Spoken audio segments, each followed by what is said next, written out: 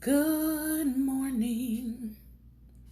Good morning to you. Good morning. Good morning to you. Good morning. Good morning.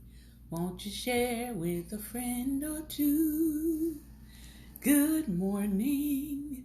Good morning. Good morning to you. You. Good morning. Good morning. Good morning to you. Hello, everyone, and welcome to Daring Dialogues. I am your host, Shantae Charles.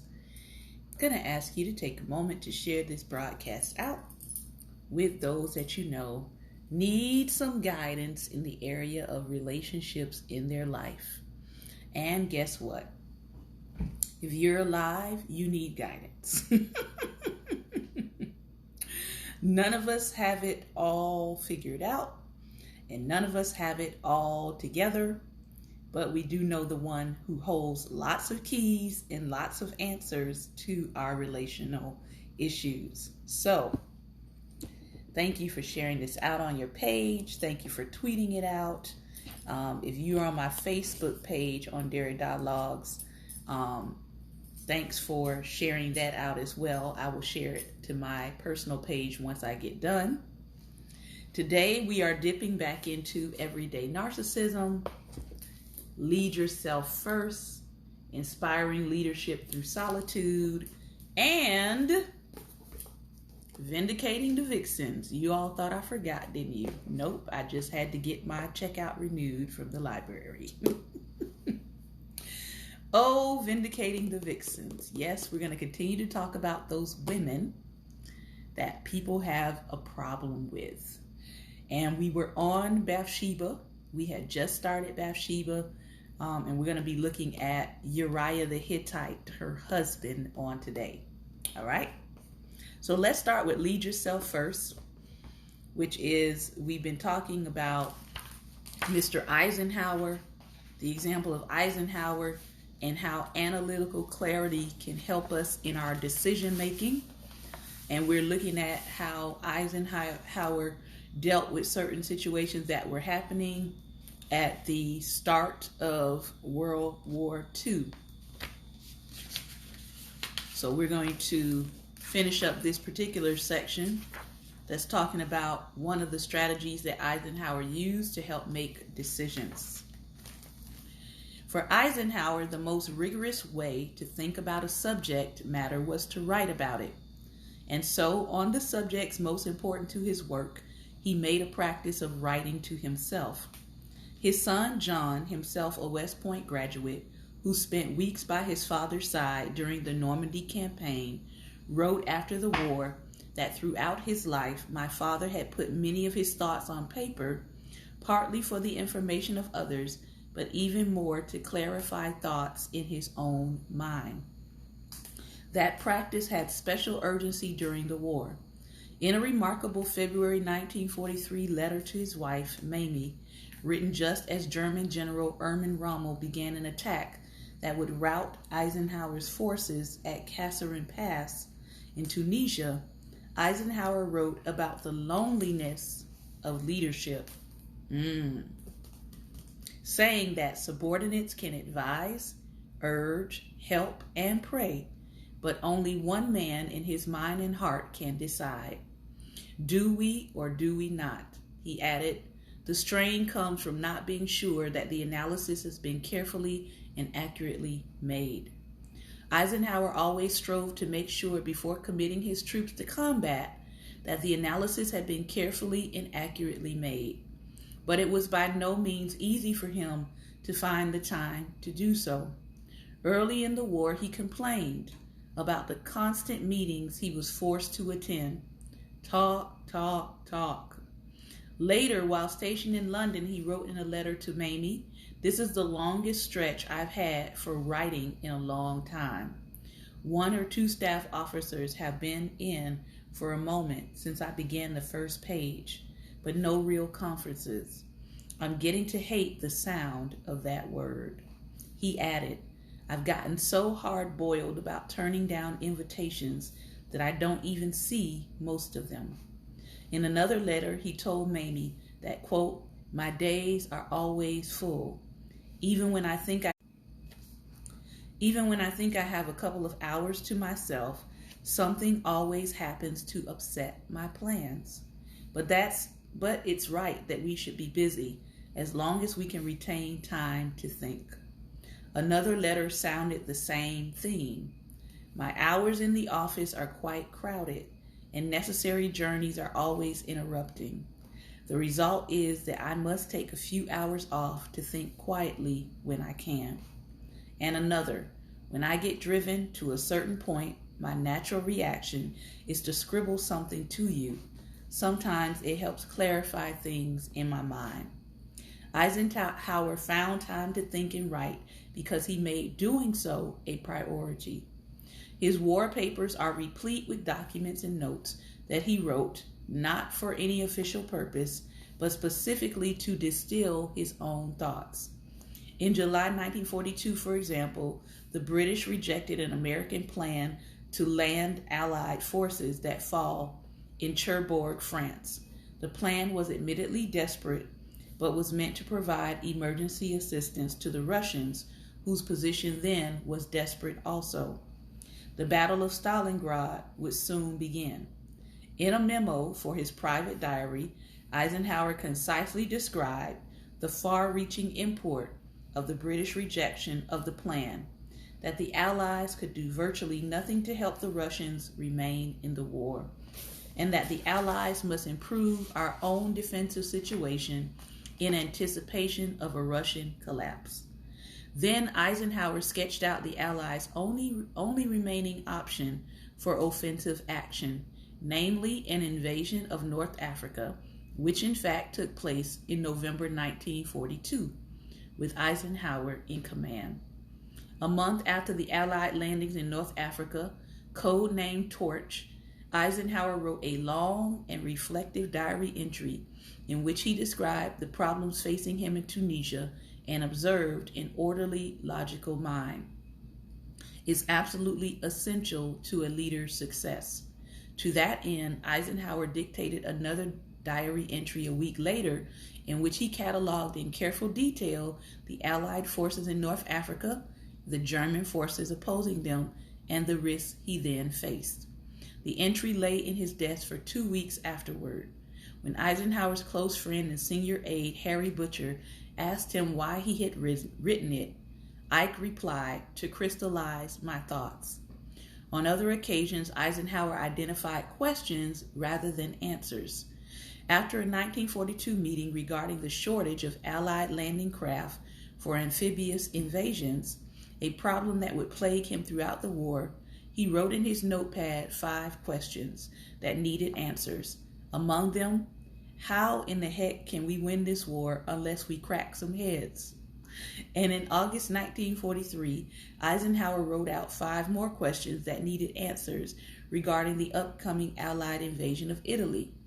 On still other occasions, Eisenhower reduced a day's work to a single exhortation or insight. We must get going, or we have got to have ships.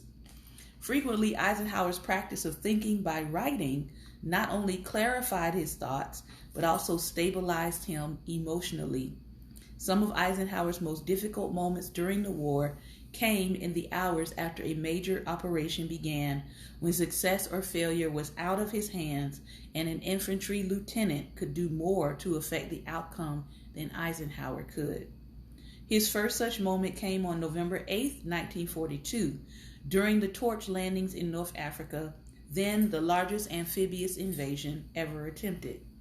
Eisenhower waited for news on the island of Gibraltar in a dank, rat-infested catacomb of limestone tunnels beneath a rocky peak called Mount Misery.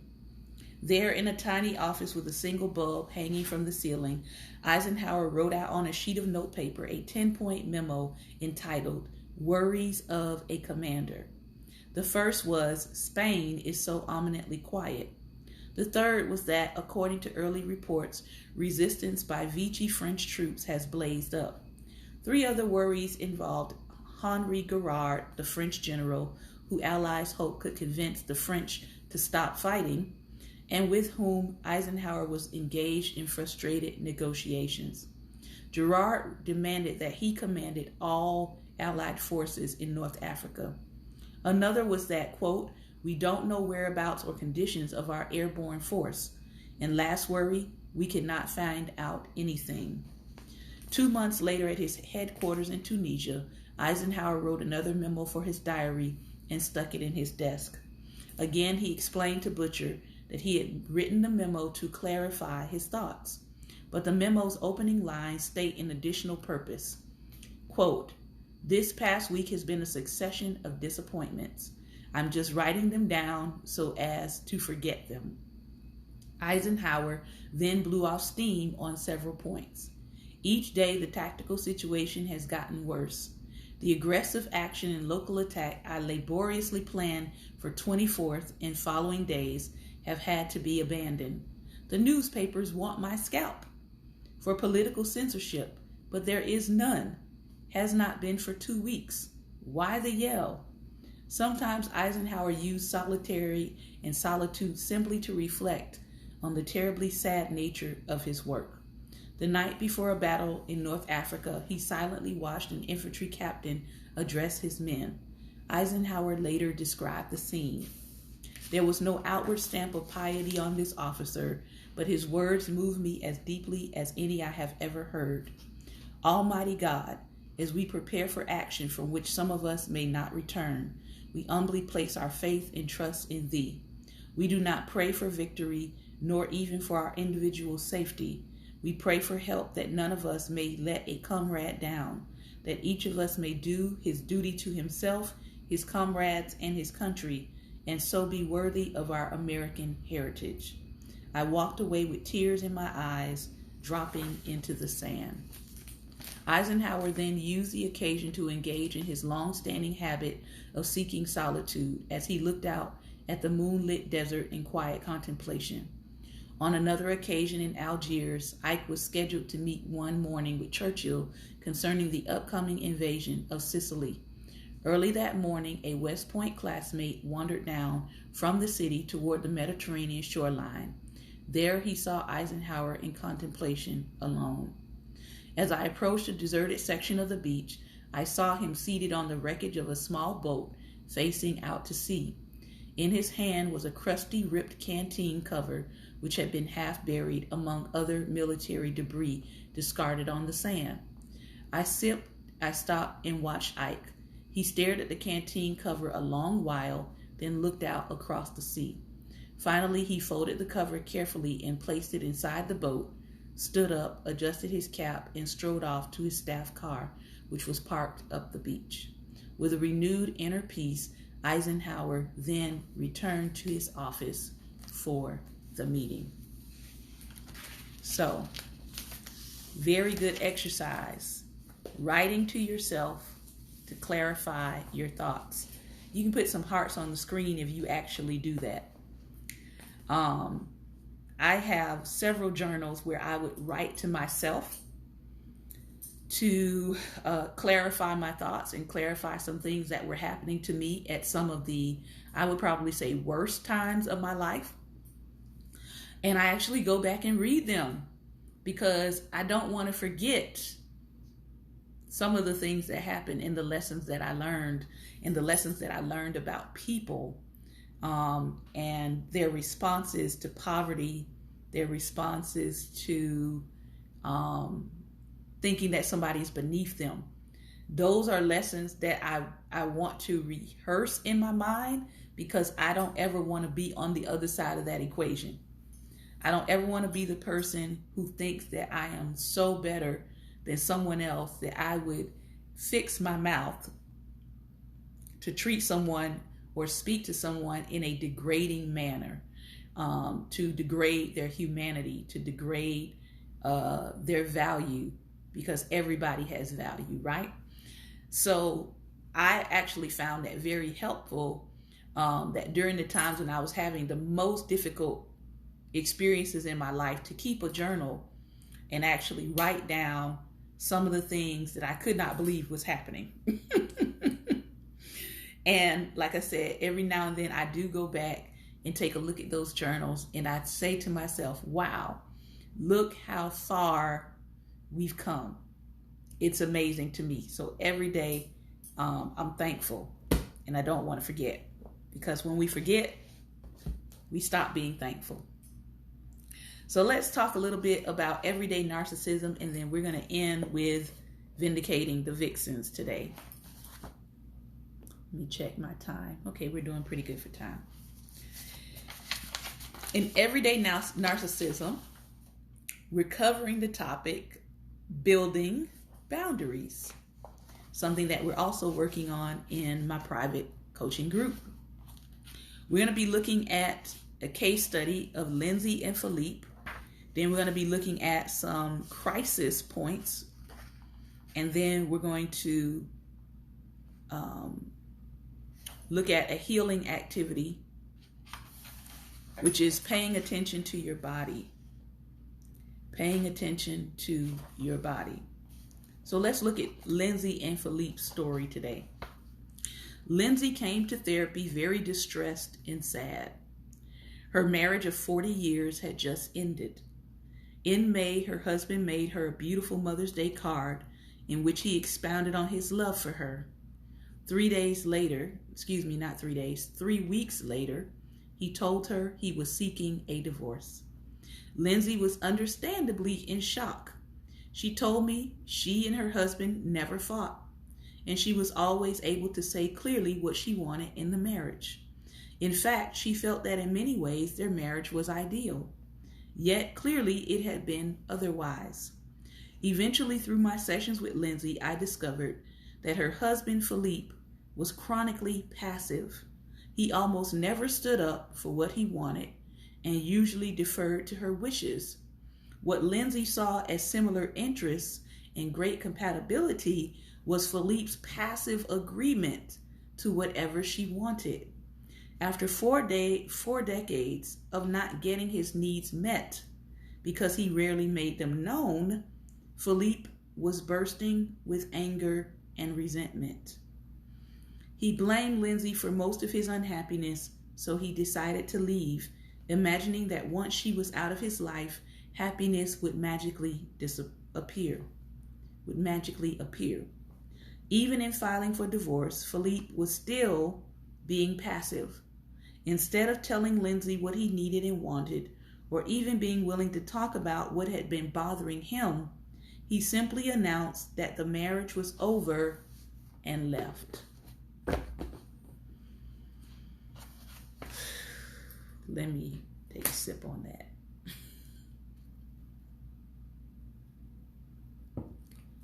Nobody wants to be in a marriage where you think that you're walking in your ideal, but what's really happening is your spouse, your partner, is passive. And sometimes passive aggressive, but passive. She had this idea in her mind that because she was getting her way the entire time, that they were on the same page for 40 years. Nobody wants to wait 40 years to find out that they're not on the same page with their spouse. So let's talk about crisis points today. As we live according to the myths and principles of everyday narcissism, and as we continue to dishonor ourselves or permit others to dishonor us, our unexpressed anger builds. That is what happened in the case of Philippe. With each boundary violation we experience, we add another stone of anger to the pile. One day the anger becomes too much. Something very small, emotionally wounding, occurs, and suddenly we are triggered. Going off, as we call it. One of three things typically occurs. We explode, spontaneously expressing years of unexpressed anger. Suddenly, we are telling someone about all the things they've said or done that hurt or angered us. We blame them for our misery and perhaps accuse them of being a terrible human being. Meanwhile, we don't take responsibility for our own decision to not stay true to ourselves. This explosion feels good because the internal pressure has been released. Soon afterward, though, we may realize that we were unkind, unfair, or even cruel in how we expressed our anger. Remorse may then set in. In this scenario, we walk away, still wounded, now having wounded someone else as well. Meanwhile, nothing has been resolved. Or we implode, get deeply angry with ourselves for not speaking up, and allow ourselves to be mistreated. Then serious depression can set in. Or we explode and implode. We blame the other person for our misery, and we get angry with ourselves for letting others treat us so poorly, for not speaking our truth, or for not standing up for ourselves. It is time to honor your truth. However, you have an opportunity to break this cycle.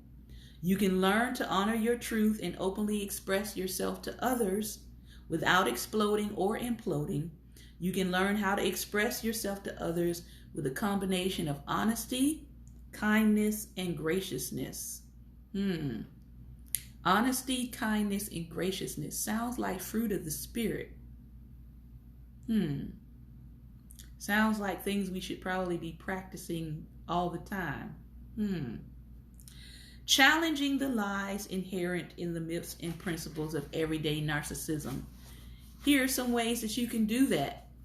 You can, number one, take full responsibility for your own happiness. Nobody can make you happy. They can add to the happiness you already have, but they can't make you happy. You must be willing to walk into conflict in order to resolve it. You must accept your fear and move forward in the face of it. This is the very definition of courage. You must learn to say difficult things to people in a respectful and loving way. This takes practice, by the way. Being assertive without being aggressive or accusatory. Remove the accusatory language when you are speaking to other people. Replace "you always" with "I feel." Take out all the yous, because yous usually point fingers, and that puts people on the defensive. And change your language to "I." Talk about how you feel. Talk about how whatever they did made you feel. Talk about how you are going to respond in the future. Take the focus off of the person. No longer pointing your finger at others and telling them what they need to do or say. Focus on acting on what you need, what you want, and what you feel. Let go of the blame. Listen to your truth again and again and again and again, and begin to live in that truth. Understand that change takes time and involves some mistakes and setbacks. Focus on your progress, not on your perfection. Now, we know perfection scripturally means maturity. It doesn't mean not ever having made a mistake. All right? So focus on your progress, not on I gotta, dot every I and cross every T. No, at this point, you just need to make some progress. How are you setting boundaries for yourself? Are you respecting yourself enough to set the necessary boundaries? If you're telling people, for just one example, if you're telling people, don't inbox you at 1:00 in the morning. I've been notoriously guilty of this, by the way, so I have to work on that myself. I'm trying not to inbox people late night and in the morning, because they're usually asleep, while I'm up. While I'm up having a good hallelujah time, they're probably asleep. So if someone says, I don't want you to inbox me at 1:00 in the morning, I can hear a ding on my phone and it wakes me up. And you continue to do it over and over and over again after they've asked you to stop. And then you go to your inbox and you try to inbox them something and you can't get through to them. They probably blocked you from their inbox. Now, that's one way of handling it, but that's not necessarily dealing with the root of the issue. The root of the issue is I need them or they needed you to respect a boundary and you didn't respect their boundary. So it still doesn't solve the root issue. It just puts a temporary stopgap there. Now, if I know you in person and I've blocked you from my messenger, when I see you in person, I'm going to tell you, I blocked you from my messenger because you don't follow directions and you don't respect my boundaries when it comes to social media. I'm going to tell you, right? So it's not just the action of cutting something off, but it's also following through to deal with whatever the root issue is. Got it? Good. Change is uncomfortable, often scary, and sometimes terrifying. At first, you will fear that the changes you're going through will limit your ability to belong or to fit in or to be a part of a group or a community. In fact, they will do exactly the opposite, though you may eventually find yourself belonging to a different group. So sometimes setting boundaries actually pulls you from one group of people that you may have been connected to, and it could actually redefine the people that you're actually supposed to be connected to. Why? Because boundaries do that. Boundaries help you to know and help you to decide what's good for you and what's not good for you. What relationships are healthy for you and what relationships are not healthy for you. If my boundary is when I am out with friends, I don't drink. Okay? Now, that doesn't mean I don't drink beverages. It means I don't drink alcohol. And if I'm with a group of people who insist on drinking, right? Or who insist on drinking even to the point of intoxication, and my boundary is to not drink, then I may find myself changing circles because I may not like the end result of someone who is drinking to the point of intoxication. Maybe I rode with them to our event and they want to drive. How about we not doing that? Okay? So that would be an example of me having my circle of influence, or the people that I'm around may begin to change because I've established this boundary. So my whole set of people that I now hang out with or connect with are people who don't drink socially, right? Or they may drink, but they might not drink to the point of intoxication. But I may find that the people that I'm around is now changing because I have set this boundary. It doesn't mean that the other people were bad, because we love to just put people in good, bad, right? Doesn't mean that they were bad. It means that they no longer fit the boundaries of my life that I'm trying to establish. So we don't have to put people, we don't have to condemn people into hellfire because we decided to put boundaries in our own life and we decided to change our boundaries. We don't have to condemn other people who no longer fit where we're going. Right? Okay. It is important to pay attention to your body and let yourself make mistakes, apologizing when appropriate. Here is a healing activity that you can do. Paying attention to your body. The human body is a very wise organism. It is designed to survive and has done so for many thousands of years. Your own body will send you signals all the time. Pay attention to them. For example, When someone asks you to do something, your body will let you know if it is right for you to do it. If fear arises, pay attention to it briefly for only 30 seconds or less. View it as a warning. Listen to the wisdom of that warning and take action accordingly. However, never let fear alone make a decision for you. Often, our fear comes from the scared little person inside of us who fears rejection. If you're unsure of what your body is telling you, stop what you're doing for a moment. If necessary, say to the person or people you're with, "Give me just a moment, please." If necessary, turn away or leave the room. Then simply stand or sit quietly. Cast your gaze downward and take 2 to 3 deep, slow breaths. This will help you access what your body is telling you. Then listen. Sometimes it's fear. Sometimes it's uncertainty. Sometimes it's peace. But whatever you feel at that time, listen to what your body is telling you. You will need time and practice to learn to listen to what your body tells you in order to access its wisdom. Internally test out each possible response over time. You'll be able to feel what is right for you. Pay particular attention to anger and fear. These emotions can quickly close our hearts. And when our hearts are closed, we cannot connect to our own self, let alone connect to others. Yet when we don't cling to or feed anger and fear, they can subside as quickly as they arise.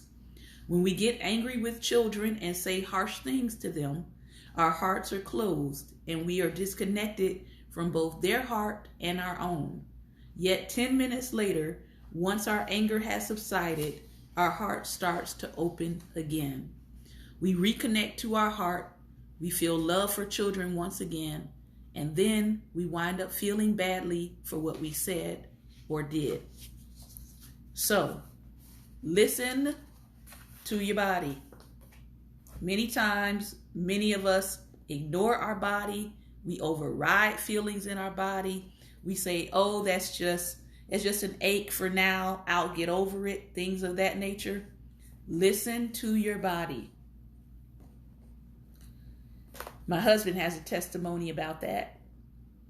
I think he had like a knot that developed on his knee, and it kept getting bigger and bigger, and he finally went to go check it out, and that little knot led him to the discovery that he had bone cancer. A little knot on the knee. Bone cancer.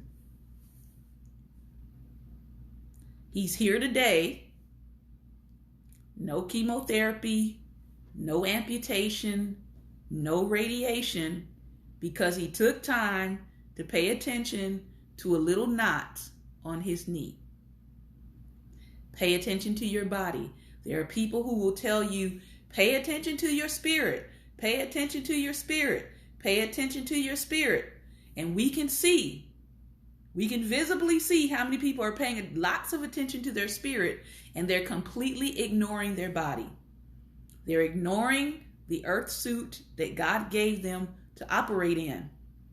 Stop ignoring your earth suit and pay attention to it. All right, moving right along. Our last reading for today is Vindicating the Vixens, and we started reading up on Bathsheba, vixen or victim.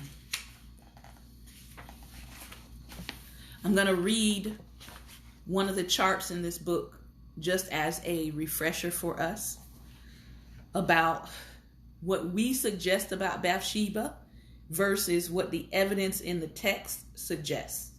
Okay? What we often suggest is that Bathsheba bathed on top of a roof. What the evidence suggests is that textual and cultural studies indicate that she was most likely in an enclosed courtyard. And David, from his viewpoint, was looking down into the enclosed courtyard. We often suggest that Bathsheba was bathing naked. The evidence suggests that the Hebrew word translated bathed is ambiguous. She could have been washing her hands or her feet only while fully clothed. We don't know.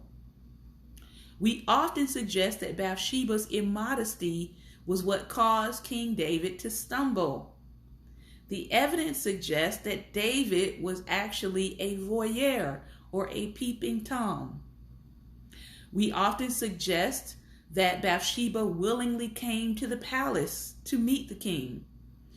The evidence suggests that David sent messengers, plural, to fetch her, which means that she probably did not go willingly, but she went under threat. Yeah. What we often suggest is that Bathsheba had a love affair with King David to begin with. The evidence suggests that he sexually assaulted Bathsheba. Now, we don't want to talk about that, but we better,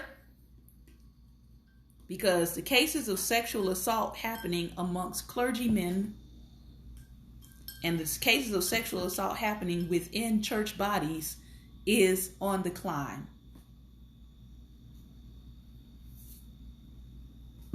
Today, we're going to look at Uriah the Hittite and Bathsheba just in general. And then next week, we're going to go into the actual story of what happened. The first mention of Uriah classifies him as a Hittite. This designation, however, proves ambiguous for modern readers. Some believe it refers to any non-Israelite. Elaborating on this possibility, Uriah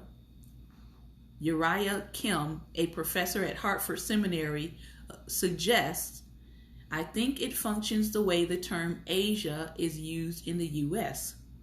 No specific place is meant by Asia. It refers to an enormous region outside of the U.S., somewhere in the East. Anyone who looks like a person from that region, regardless of his or her national or ethnic origin, is called an Asian.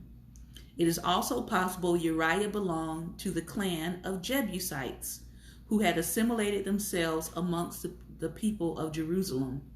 When King David chose Jerusalem for his capital city, it appears that he permitted the Jebusites to remain and appointed some to high positions in his regime. Supposedly, this included Uriah. 2 Samuel 23, 8 through 39, and 1 Chronicles 11, 10 through 47 both list Uriah as a member of David's mighty men, an elite group of his best fighting men. Some members were loyal companions of David when he fled from King Saul. Others, such as Uriah, likely joined forces with David after he made Jerusalem his capital during his reign as king. Archaeologist Elad Mazar suggests that the name Uriah may have been a title designating him as a ruler among the Jebusites in a similar manner as the title Aruna designated the king of Jebusites. However, most commentators believe the name Uriah is Hebraic, meaning Yahweh is my light.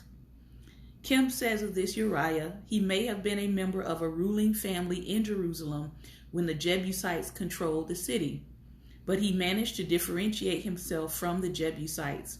He is a faithful Yahwist and a Yahwist name, but he is not claimed by the Israelites. Instead, he is labeled as the Hittite, a non-Israelite. Kim suggests that the Israelites had trouble completely accepting Uriah as one of their own. When Uriah was wanted, the Israelites claimed him as their own by placing him in their army and by differentiating him from the Jebusites. But when Uriah was now unwanted, they abandoned him with other non-Israelites and branded him as the Hittite. However, it seems to follow Baldwin's interpretation posed in a question format. The reader notes that he is not a member of Israel's covenant community. What of sort of person will he prove to be? As the narrative progresses, readers will quickly note that Uriah the Hittite stands in sharp contrast to David. A foreigner is showing greater adherence to the laws of Yahweh than does the king of Yahweh's chosen people.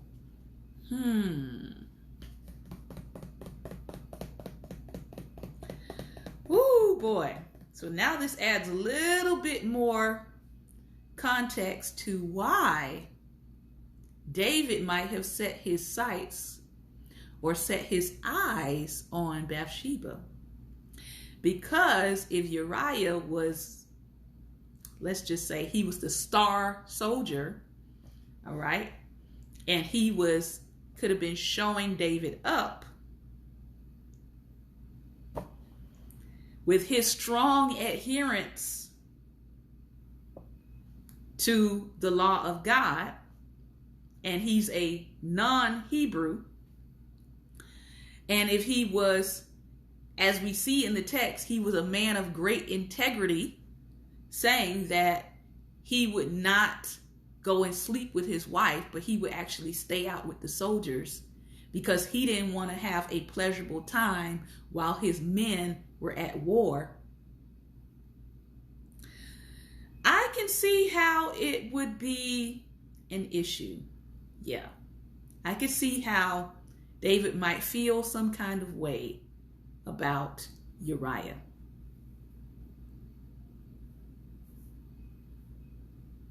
Bathsheba. Bathsheba's name may mean daughter of Sheba or daughter of oath, or perhaps even daughter born on the seventh day.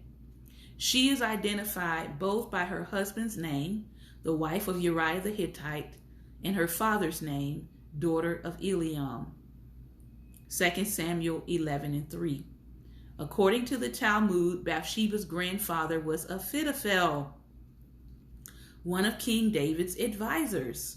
2 Samuel gives further information of interest when it refers to an Eliam, son of Ahithophel, in David's list of mighty men. If this person is the same Eliam, then both Bathsheba's husband and father served as members of David's elite fighting group. Both McCarter and Anderson point out the unusualness of Bathsheba's double identification and suggest it shows that the significance of her patronymic relationship surpassed the significance of her marriage relationship. This could be the case, particularly if indeed her father was one of David's mighty men and her grandfather was Ahithophel, who served as advisor. Kim suggests another plausible explanation. Without the addition of Bathsheba's family background, her national identity would remain ambiguous. Stating the name of her father pinpoints Bathsheba as an Israelite rather than as a foreigner like Uriah.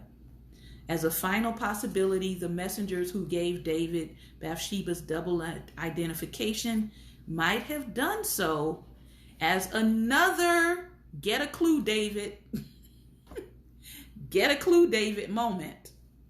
A subtle warning. In modern English, it might sound something like this. Hey, just so you know, Bathsheba is married to Uriah, one of your best soldiers. Oh, and also her father is Eliam, another one of your elite warriors. And don't forget, Eliam's father, Ahithophel, is one of your chief advisors. So David,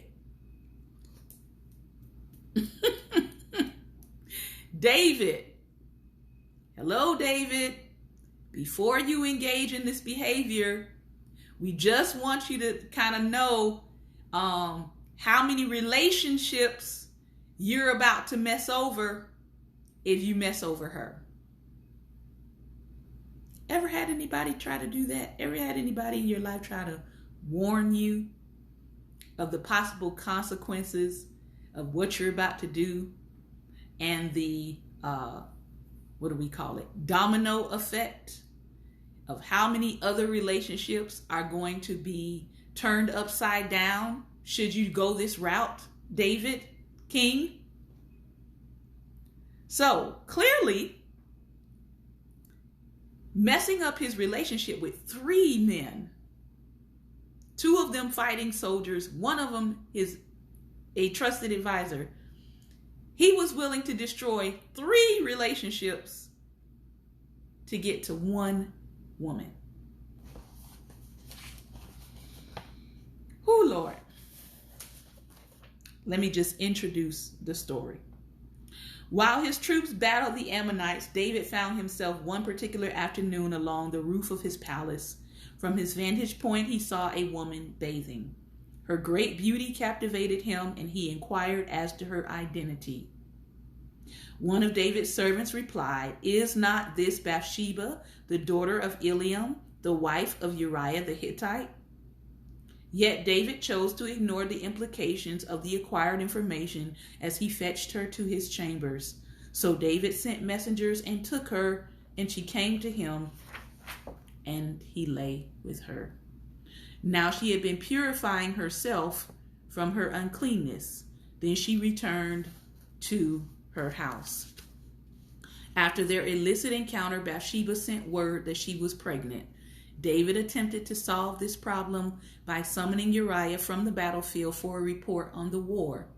In an effort to get Uriah to sleep in his own home that evening, David urged him, "Go down to your house and wash your feet."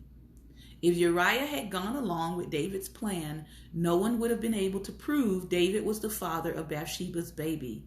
Uriah, however, spent the night near the door of the palace among the king's servants. In frustration, David summoned Uriah before him again and asked him why he did not go down to his own house. Uriah replied, "The ark in Israel and Judah dwell in booths, and my lord Joab and the servants of my lord are camping in an open field. Shall I then go to my house to eat and drink and to lie with my wife? As you live and as your soul lives, I will not do this thing." David asked Uriah to stay another day in Jerusalem before returning to the troops and invited him to dine with him for dinner. David offered Uriah enough wine to make him drunk and loosen his inhibitions, but Uriah still did not go down to his own house.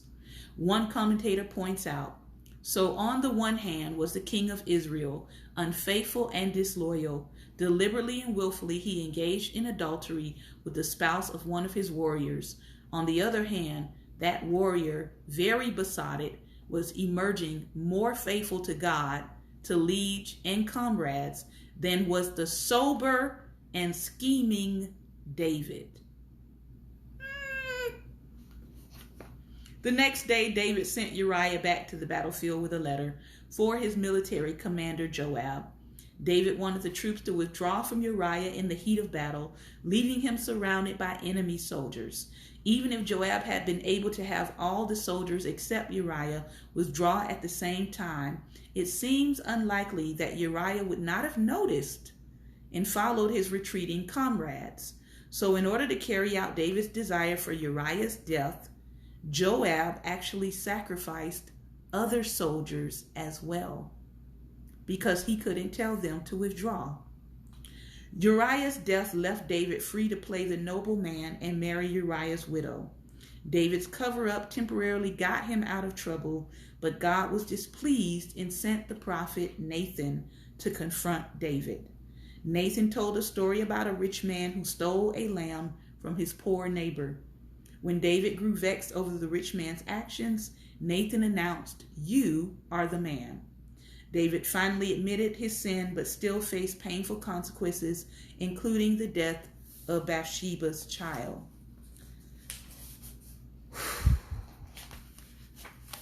My God. A drunk Uriah was more righteous than a sober and scheming David.